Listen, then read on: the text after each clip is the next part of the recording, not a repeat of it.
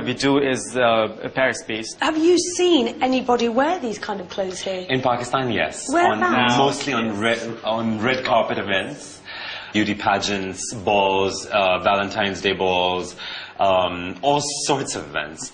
But it's only usually followed by the glitterati. The runways at Pakistan's biggest fashion shows are still one of the very few places where you'll actually see adventurous design. I've always thought that fashion is all about sculpting the lines of a woman's body, and yet street fashion in Pakistan is all about concealing their body shape. So I tell you that you're the answer. The image people see of Pakistani women is that they've got to be covered up, you know, no arms showing, this is an Islamic country, you don't do that kind of thing. But here you are showing me, actually, this is what people do wear. You see, that's basically from Iran and Afghanistan. Their culture is of a sort that they keep themselves covered up. Pakistan is very much influenced from the past that it shares with India as well. So here's a collage of religious limitations with the cultural roots that we have. I can see that it's going to take a while, to put it mildly, before you're ever going to witness something like this on the streets of even the most liberal cities here. Subconsciously. But times are changing in Pakistan. Not so long ago, a woman who dared to display any kind of physical expressiveness would have been in serious trouble. I'm travelling out to a wealthy suburb of Lahore to see one of Pakistan's most famous international stars and one of its most determined rebels, although she would never see it that way. Meet a former enemy of the state. Her name is Nahid Siddiqui. And this is what she did to drive the authorities crazy.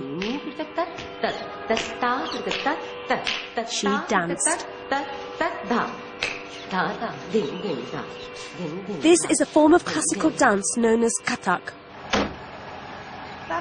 For more than 3 decades, Nahid has been Pakistan's preeminent female Kathak dancer and choreographer. She was driven into exile by military dictators in the late 1970s, but she never gave up. Hello. Assalamualaikum. Bilkul theek. Aap kaisi hain? Very nice. Now she's back and as unapologetic as ever. I did not decide one day that I want to dance. I was dancing. You were born a dancer. I was dancing, so, you know, whatever, I didn't think. You've danced in the Albert Hall, haven't you? Yeah, I have danced in the Albert Hall. And my last piece of work was choreography for Royal Ballet. I mean, I've danced here in the most difficult times when a dance was banned. I was banned. When was that? Tell me about that. When Prime Minister Bhutto was hanged. Yeah. And then, you know, the martial law came and took power. And the first thing they did was to stop my program on television, a serial on Kathak dance. And it was very popular, and, you know, but it was banned. You were actually stopped from dancing in Pakistan.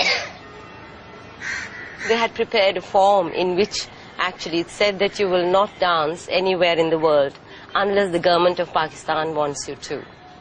I had to sign it to leave Pakistan. And I said, you know, to hell with you. You think you can make me cry, or you can make me beg, I will sign this.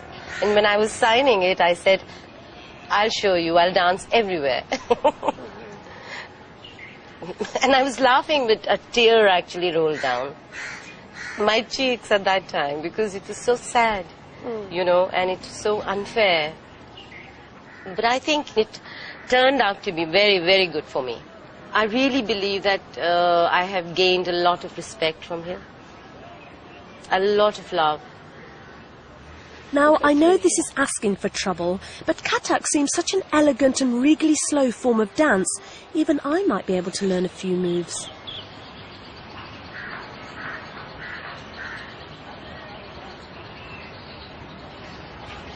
And go up. And look this way.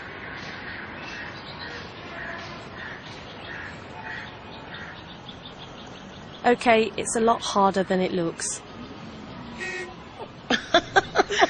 Well seated.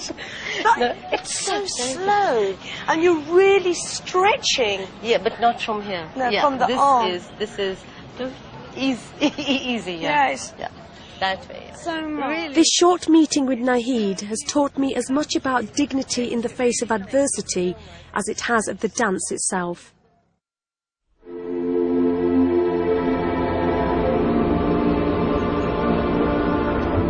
I'm now travelling north out of Lahore.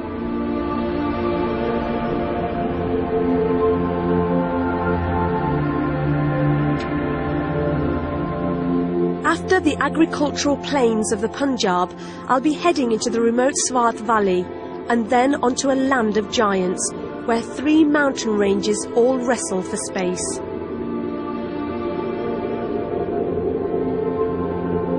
After a stopover in Islamabad, I'll head east to see my family in the disputed border territory of Kashmir. This highway runs close to the border with Afghanistan. And I get a sense of just how close as we pass this fort, which overlooks the confluence of 2 great rivers, the Indus and the Kabul.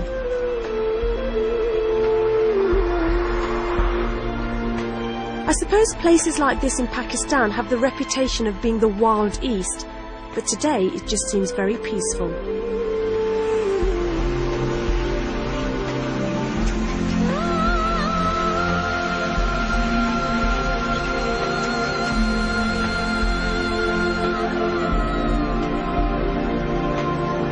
High above us is Swat Valley, a land locked in by mountains and reachable only by a narrow stony track.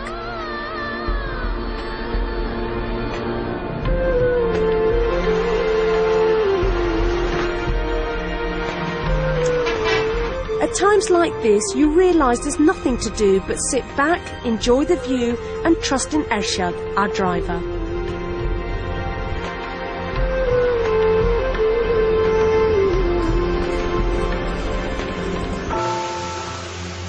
Early the next day, and in brilliant clear sunshine, I catch my first sight of Swat Valley in all its cinemascope glory. It feels like I've crossed into a scene from Narnia, a secret and mythical world protected by the mountains from the excesses of modernity.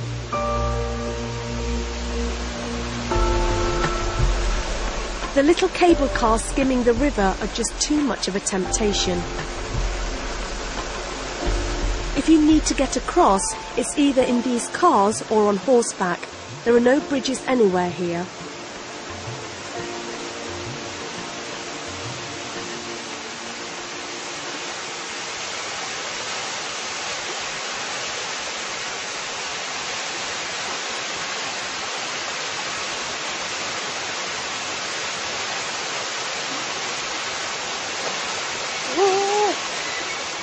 The Swat River is wide and extremely shallow, but it has a hell of a current.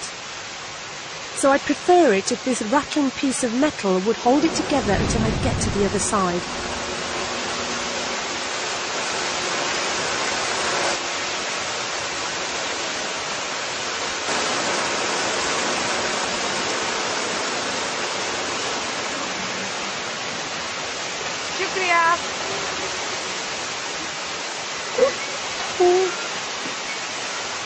On this riverbank, the noise of traffic has faded away, and I can hear nothing but the peaceful sound of rushing water.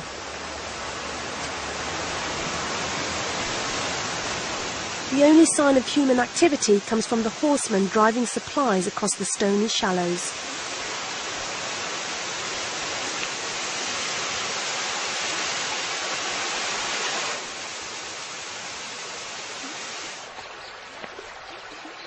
But I'm just starting to get the feeling that there's a dark side to all this beauty.